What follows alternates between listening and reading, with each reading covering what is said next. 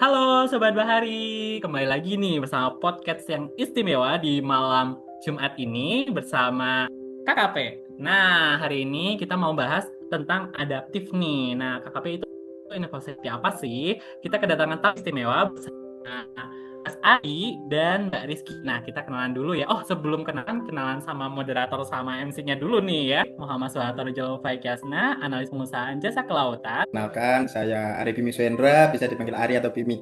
Untuk sekarang saya sebagai pengelola ekosistem laut dan pesisir di Balai Kawasan Konservasi Perairan Nasional Kupang, wilayah kerja Raja Ampat. Salam kenal, halo semuanya. Oke. Oke, selamat datang Mas Ari. Nah, selanjutnya pembicara kedua, kita kedatangan tamu istimewa juga dari Sorong nih. Nah, boleh kenalan Kak Rizky? Oke, halo semuanya, selamat malam. Perkenalkan, nama saya Rizky Ramadhani, bisa dipanggil Rizky, seorang analis pengusahaan jasa kelautan di LPSPL Sorong, saat ini di wilayah kerja Merauke. Salam kenal semuanya. Oke, salam kenal semuanya Mas Ari dan Mbak Rizky. Kita bakal bincang-bincang lebih jauh nih.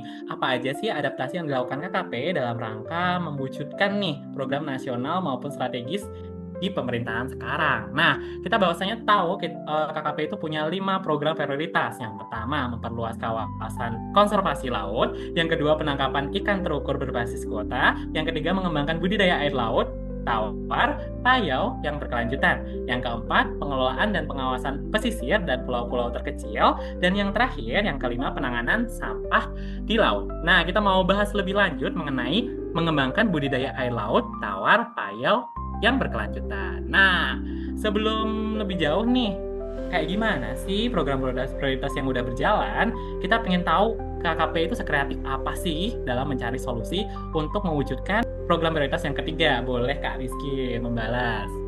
Oke, terima kasih Kak Faik. Jadi sebelumnya sebagai Kementerian Kelautan dan Perikanan, kita menghadapi satu masalah ya yang akan hadir di masa depan, yaitu tantangan dari segi lingkungan dan juga pertumbuhan ekonomi, di mana kita menghadapi permasalahan di bagian sumber dayanya, juga adanya peningkatan permintaan pasar yang meningkat, dan juga adanya perubahan iklim dan lingkungan, sehingga kita perlu melakukan budidaya ke arah yang lebih baik, ke arah yang lebih berkelanjutan.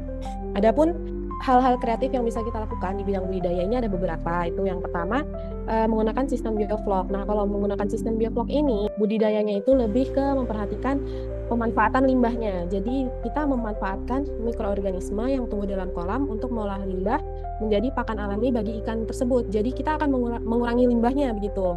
Kemudian yang kedua yang kita hadapi itu, karena sekarang kan semakin meningkat ya pertumbuhan ekonomi dan juga pertumbuhan penduduk, sehingga lahan itu terbatas dan juga penggunaan air kan terbatas ya. Di sini kita bisa menggunakan budidaya metode dengan resirkulasi aquaculture, di mana penggunaan air pada budidaya ini itu didaur ulang gitu. Jadi kita akan memanfaatkan filter dan juga aerasi. Jadi air yang digunakan tidak terlalu banyak seperti pada budidaya yang tradisional. Kemudian yang ketiga ini lumayan eksis, di mana ini disebut dengan budidaya integrasi. Kita memanfaatkan lahan untuk 2 budidaya sekaligus. Yang paling terkenal itu budidaya minapadi. Mungkin teman-teman pernah mendengar gitu ya. Budidaya minapadi itu ada kombinasi dari budidaya ikan dan juga padi di sawah. Kemudian ada juga aquaponik untuk budidaya ikan dan juga tanaman hidroponik dan sebagainya. Begitu sih Kak Faik. Wah, keren nih ada bioflok, terus habis pemanfaatan mineral padi. Jadi dari air tawar sampai dengan air laut, semuanya itu bisa dibudidayakan ya, Kak Rizky, benar? Ya, betul banget. Nah, mungkin kita juga pengen tahu nih, kan tadi kan udah dikasih tahu kreatifnya KKP itu seperti apa. Nah, ada nggak sih teknologi yang diterapkan di KKP? Boleh Kak Ari, boleh menjawab? Oke, Mas Faik. Jika kita bahas budidaya ya, kenapa memang budidaya itu masuk di program prioritas, dalam arti kan itu program prioritas itu kita mengurangi dari penangkapan ikan tapi menaikkan dari grafik untuk budidaya. Di mana budidaya itu pun bisa di darat, bisa dilakukan di laut itu. Nah, ketika budidaya di darat juga keterbatasan tempat, kemudian pakan kan gitu. Sedangkan budidaya di laut sebenarnya itu hal yang sangat efektif, terutama ketika kita membahas budidaya yang berkelanjutan gitu.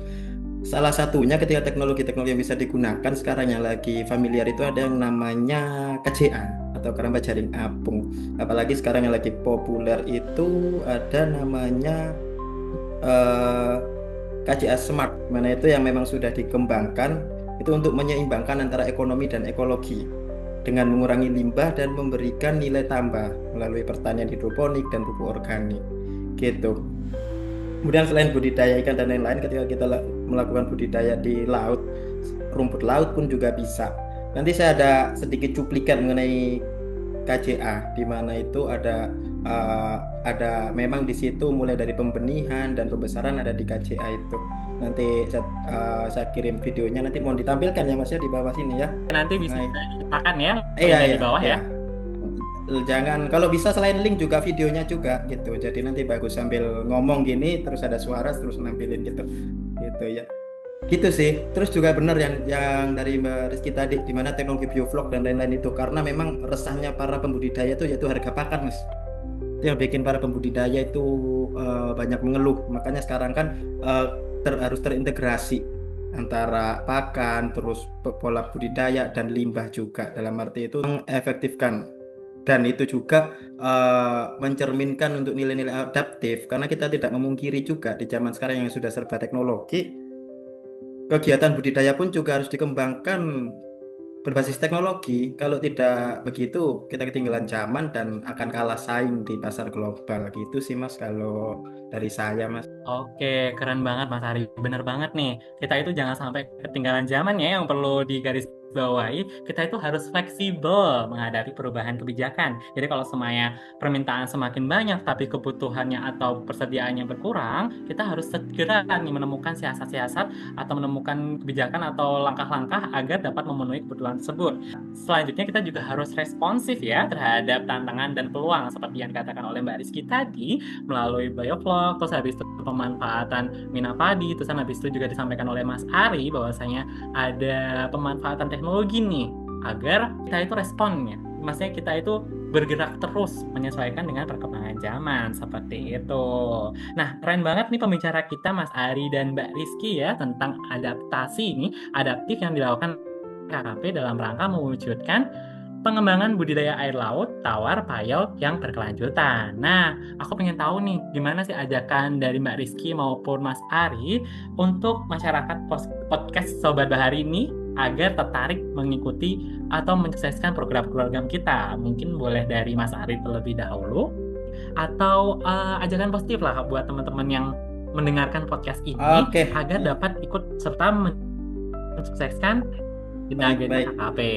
Jadi untuk semua rekan-rekan yang terutama yang bergerak dalam bidang budidaya nih, harapannya jangan mau kalah. Dalam arti kita banyak kok teknologi yang bisa digunakan, kita banyak hal yang bisa dilakukan untuk kegiatan budidaya gitu.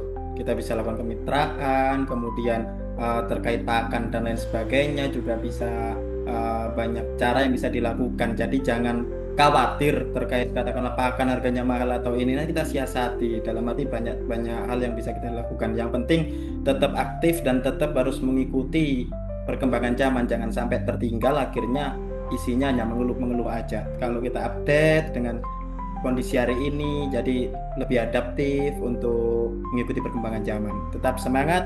Oke, tetap semangat ya. Boleh nih ajakan yang dari Mbak Rizky itu gimana untuk dalam rangka mensukseskan agenda-agenda KKP? Baik Mas, mungkin ya di sini pendengar bukan cuma seorang pembudidaya, mungkin juga dari rumah tangga ataupun industri yang berbahan dasar ikan gitu ya. Untuk memenuhi kebutuhan kita dan ketahanan pangan juga, jangan takut kalau mau budidaya itu menggunakan lahan yang besar, karena sekarang kita bisa memanfaatkan lahan yang kecil dan juga tidak hanya untuk budidaya ikan, kita juga bisa mengintegrasikannya dengan tanaman hidroponik. Jadi lauknya dan sayurnya juga lengkap gitu di meja makan. Oke, jadi untuk teman-teman tetap semangat untuk mencoba budidaya. Terima kasih. Oke, mantap banget nih. Jadi sekecil apapun peluang itu harus tetap dimanfaatkan ya teman-teman Sobat Bahari. Nah, mungkin itu saja podcast di malam Jumat ini. Nanti bisa ikut lagi atau bisa dengerin lagi podcast di minggu selanjutnya, tentu saja dengan pembicara yang istimewa pula. Nah, saya Faik dan Mbak Rizky dan Mas Ari. Kita pamit undur diri. Mohon maaf lahir dan batin. Wassalamualaikum warahmatullahi wabarakatuh. Terima kasih. Terima kasih semuanya. Terima kasih semuanya.